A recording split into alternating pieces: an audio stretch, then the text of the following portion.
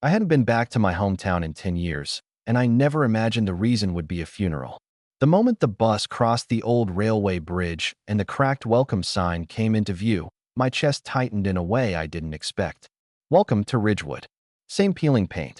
Same crooked letter R. Like the town itself had been holding its breath, frozen in time, waiting for me to come back. I was coming home to bury my father. We hadn't spoken in years, not really. A few stiff phone calls.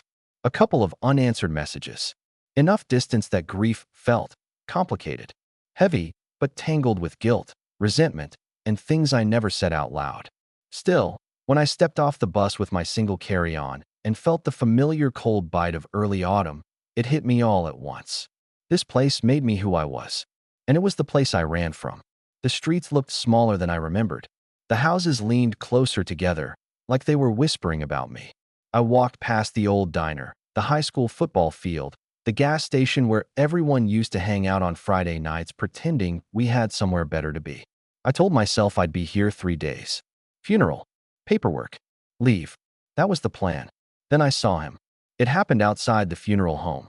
I was standing there, adjusting the collar of a suit I hadn't worn since my cousin's wedding, rehearsing polite nods and fake gratitude for condolences I didn't want. That's when I felt it, that strange sensation you get when someone's looking at you. I turned, and there he was. Adam. 10 years disappeared in a single heartbeat.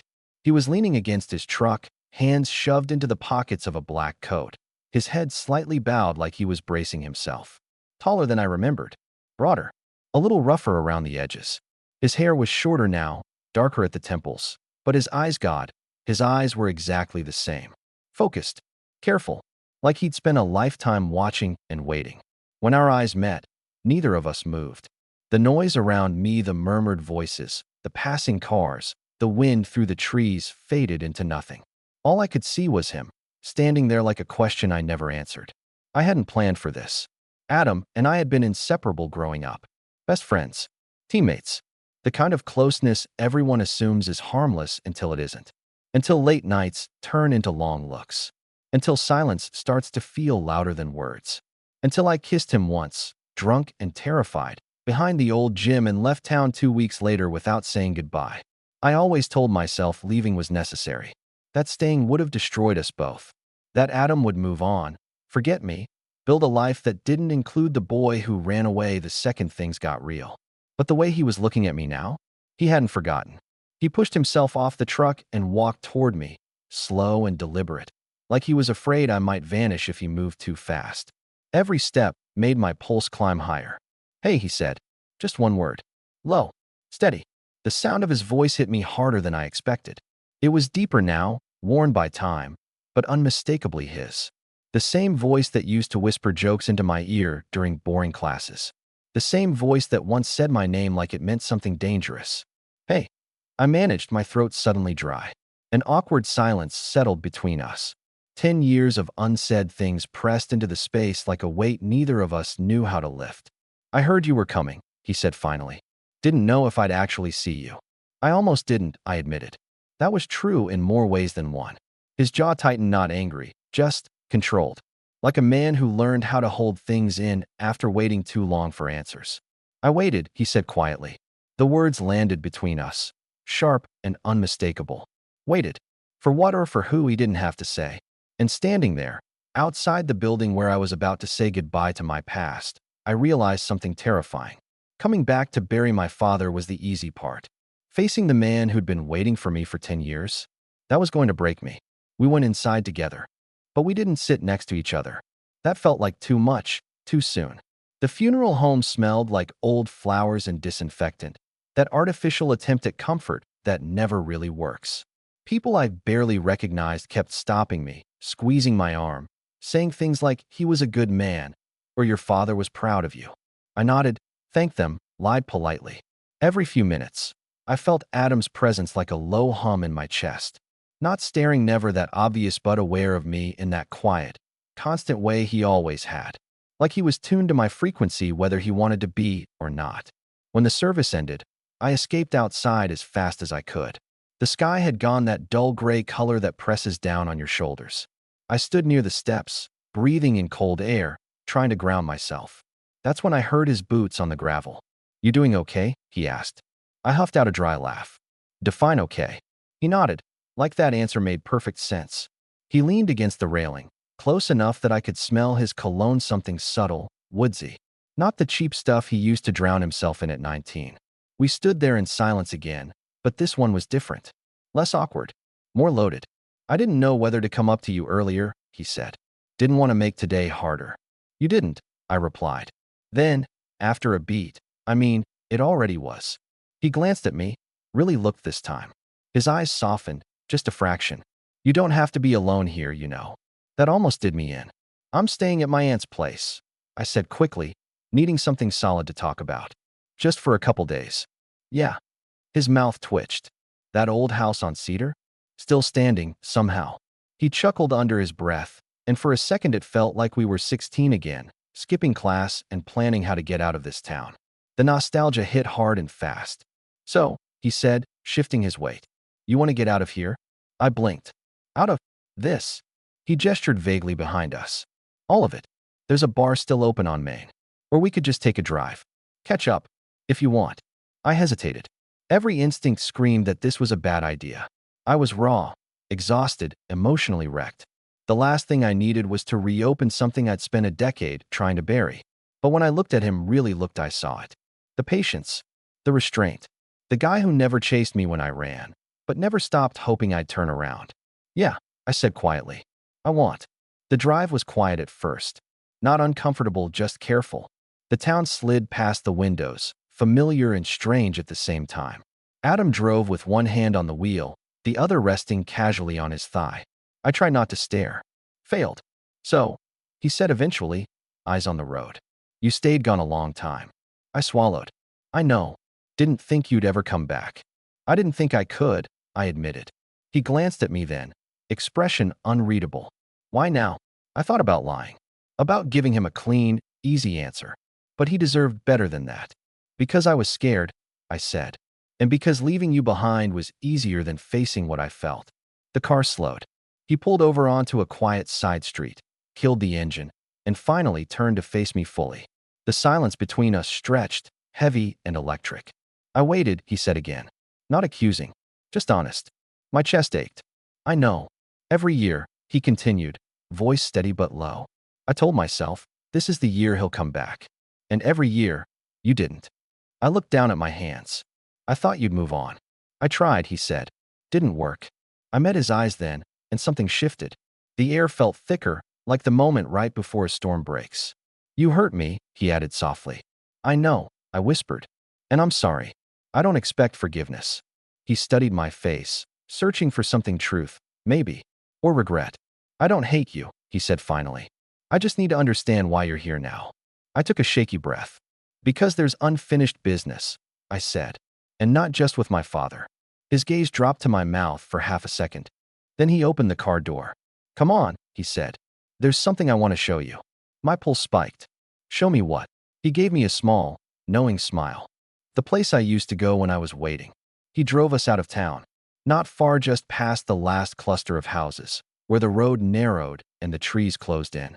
The sky was darkening fast now, the kind of early evening that feels heavier than night. Adam turned onto a dirt road I recognized instantly, even though it had been years. "Are you serious?" I asked quietly. He smirked. "You remember." "Of course I do." Everyone from town knew about the old quarry, but no one really came here anymore. Too quiet. Too isolated. When we were younger, it had been our place, the one spot where no one watched, no one asked questions. He parked near the tree line and cut the engine. The silence rushed in, broken only by wind moving through leaves. We got out of the truck. The quarry stretched out before us, dark water reflecting the dim sky like glass. The air smelled damp and metallic, exactly how I remembered. I folded my arms against the cold, but my nerves had nothing to do with the temperature. "I used to come here when things got loud in my head," Adam said, hands shoved into his jacket pockets. "Especially after you left." My chest tightened. "You came here alone?" "Not at first." He paused. "At first, I kept thinking you'd show up. Like you'd just walk out of the trees one night and say you were ready."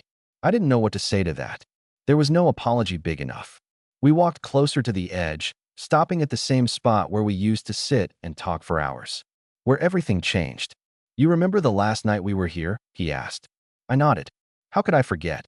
We'd been drinking cheap beer, passing it back and forth, shoulders touching. The tension had been building for months, years. Really. When I kissed him, it felt inevitable. Right. Terrifying. I replayed it 1,000 times, he continued, trying to figure out what it meant to you. It meant everything, I said. The words came out faster than I expected. That's why I ran. He turned to me then. Really turned, his face inches from mine. His expression wasn't angry. It was worse, open, vulnerable. I didn't need you to be fearless, he said. I just needed you to stay. The weight of that hit me hard. I didn't know how, I admitted. This town, my dad, everything I was supposed to be. I thought if I stayed, I'd drown. And did leaving save you? He asked. I hesitated. No, I said softly. It just taught me how to miss you. Something flickered in his eyes, then hope. Maybe, mixed with caution.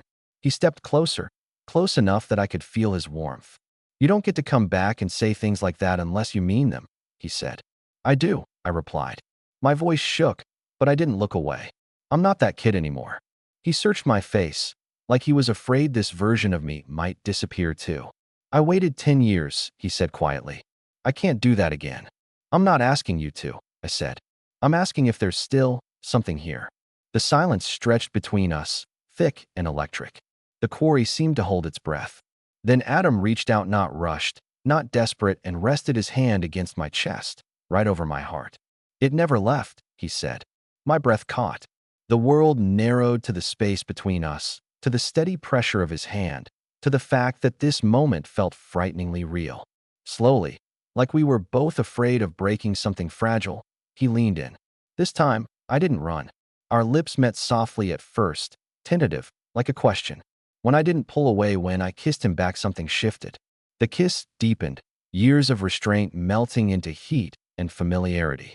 His hand slid up to the back of my neck, grounding me, anchoring me here.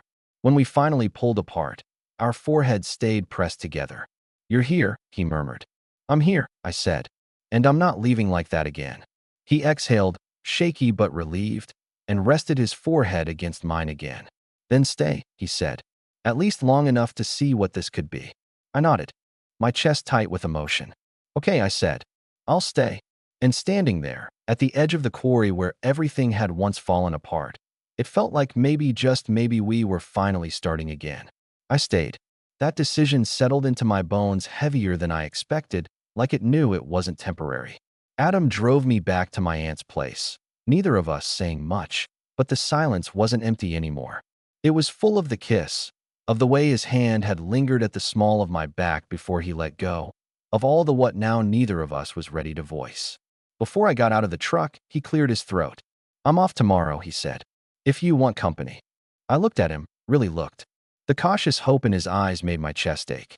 I do, I said. He nodded once, like he didn't trust himself to say more, and watched me walk up the steps until I unlocked the door. I didn't sleep much that night. Memories kept circling high school hallways, stolen looks, that first kiss by the quarry. But woven through them was something new. The weight of Adam's hand on my chest, the steadiness of his voice when he said it never left. In the morning, I helped my aunt with paperwork, sorted through my father's things, made decisions I'd been avoiding for years. It was draining in a way I hadn't anticipated, like every drawer I opened pulled something loose inside me. By the time Adam pulled into the driveway that afternoon, I felt wrung out and raw. He took one look at my face and said, "You hungry?" I snorted. Starving. We ended up at the diner, that diner, the one with the cracked vinyl booths and the waitress who still called everyone Han. Sliding into the booth across from him felt oddly intimate, like a first date layered over 10 years of history. So, he said, stirring his coffee, you live in the city now. Yeah. Apartment's too expensive, neighbors are loud, but it's mine. He smiled faintly. Figures. You always wanted out. And you stayed, I said gently. Someone had to, he replied. No bitterness. Just fact. The conversation flowed easier than I expected. Work, friends, the small details of our lives that somehow felt monumental after so much time apart. But beneath it all, something simmered, unspoken, undeniable. When we walked back outside, the sky had cleared, sunlight cutting through the cold. Adam hesitated, then said, "Come by my place?" I raised an eyebrow. That an invitation or a question? His mouth curved into a familiar half-smile. Both. His house was modest, just outside town. Clean, lived in. There were photos on the walls, his sister, his dog, a younger version of him I barely recognized. No partner. No sign that anyone else had ever taken up that space. He noticed me looking. "Never really brought anyone here," he said quietly. Something warm spread through my chest. We stood there for a moment, neither of us moving, the tension building in that slow, inevitable way. Then he reached for me, fingers brushing mine, testing. I didn't hesitate this time. The kiss was different here, deeper, hungrier, less afraid. His hands slid to my waist, pulling me close like he'd been holding back for a decade. I felt it then, unmistakably. Desire, yes, but also trust. Want mixed with something steady and grounding. When he finally pulled back, his forehead resting against mine, he laughed softly. "God," he murmured. "I waited 10 years, and you still drive me crazy." I smiled, breathless. "Some things don't change." He looked at me, eyes serious now. "Some things do." And I knew what he meant. This wasn't about picking up where we left off. This was about seeing if what we'd been carrying all this time could finally turn into something real. He took my hand and led me toward the bedroom, not rushed, not uncertain, just ready. The bedroom was quiet in that way that makes every sound feel louder, our breathing, the soft creak of the floor as he closed the door behind us, the faint hum of the heater kicking on. Adam didn't rush. That alone told me everything had changed. He stopped a few feet away, watching me like he was giving me space to change my mind. "You good?" he asked. I nodded. "Yeah, just taking it in." He stepped closer, slow, deliberate, and reached up to cup my jaw. His thumb brushed along my cheek, grounding, familiar. The touch sent a shiver through me, not just want, but recognition. Like my body remembered him before my mind ever did. "Tell me if this feels wrong," he said quietly. "It doesn't," I replied. "It feels overdue." That earned me a soft smile before he kissed me again, unhurried, deep, full of intention. No panic, no secrecy, just two men finally choosing not to look away. We ended up on the bed without really deciding to, tangled together, hands exploring in that careful, reverent way that comes from knowing this moment matters. Every touch felt loaded, not rushed hunger, but years of restraint easing loose. At some point, he rested his forehead against my chest, listening to my heartbeat. "Still here," he murmured. "I told you," I said, threading my fingers through his hair. "I'm not disappearing." He exhaled like he'd been holding that breath for 10 years. After, we lay there side by side, legs tangled, staring at the ceiling. The silence wasn't awkward. It was full of relief, of wonder, of something fragile but real. "So," he said eventually, "what happens now?" I turned toward him. "I don't know, but I want to figure it out. With you." He looked at me, searching my face for hesitation. Finding none, he nodded. "Okay," he said simply. Then we start slow. Outside, the town I'd once fled sat quietly in the fading light. And for the first time, it didn't feel like a trap. It felt like a second chance. The next few days passed slower than time ever had before. Not in a bad way, just deliberately. Like life was forcing me to finally feel everything instead of sprinting past it. Mornings at my aunt's house were quiet, filled with paperwork, half-empty coffee mugs, and the soft creak of a place that held too many memories. Afternoons usually meant Adam. He didn't crowd me. That mattered more than I realized. Sometimes we'd just drive, windows cracked, music low, talking about nothing and everything. Other times we'd sit on his porch with beers, watching the sky change colors while the town settled into itself around us. He told me stories about the years I'd missed. Who stayed? Who left? Who never really grew up? "And you?" I asked one evening. "What did you do when it hurt?" He thought about it. "I learned how to live with the space you left." That answer stayed with me. The night before I was supposed to leave, we ended up back at the quarry again. It felt intentional this time, like closing a circle. The water was still, reflecting the stars, and the air carried that same familiar chill. "You leaving tomorrow?" he said, not a question. "Yeah." Silence stretched between us. "I don't want this to be another goodbye," he said carefully. I turned to him. "Neither do I. But I'm not asking you to stay forever," he added. "I won't do that to you." Something in my chest tightened. What if I want to? That made him look at me, really look, like he was afraid of hoping too hard. "I spent 10 years waiting," he said. I can handle distance. I just can't handle uncertainty anymore. I stepped closer. Then don't wait. Come visit. Let me come back. Let's stop pretending this only exists in one place. His breath hitched, just slightly. You serious? He asked. Yes, I said. I don't know what this becomes yet, but I know I don't want to lose you again. He reached for my hand, lacing our fingers together. Okay, he said. Then we try. That night, lying beside him, listening to his steady breathing, I realized something that surprised me. Coming back to my hometown hadn't trapped me. It freed me. Because sometimes the thing you run from isn't the place, it's the person you were afraid to become if you stayed. And this time, when morning came, leaving didn't feel like escape. It felt like the beginning of something that would finally bring me back. I left the next morning before the town fully woke up.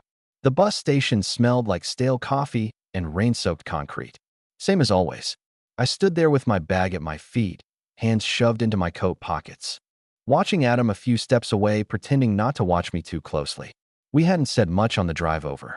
There was nothing left to clarify. That was the strange part. For once, everything important had already been said.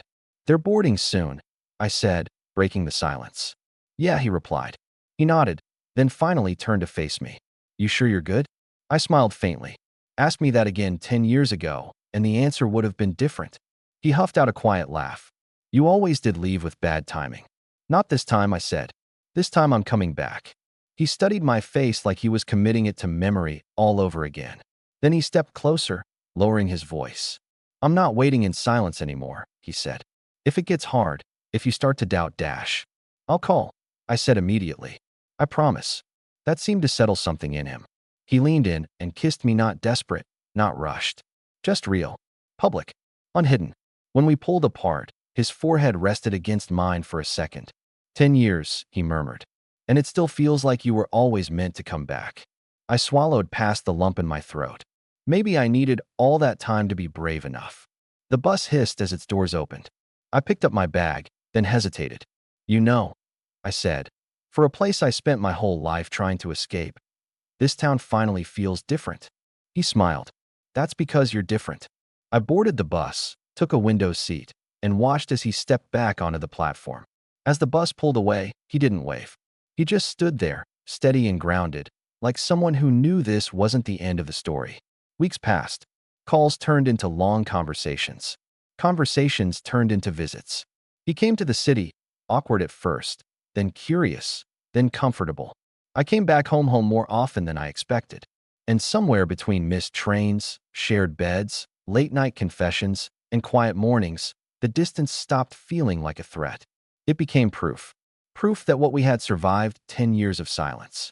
Proof that waiting hadn't been a waste. I didn't come back to my hometown to find closure. I came back to find the one person who never stopped believing I would return. And this time, I finally knew where I belonged.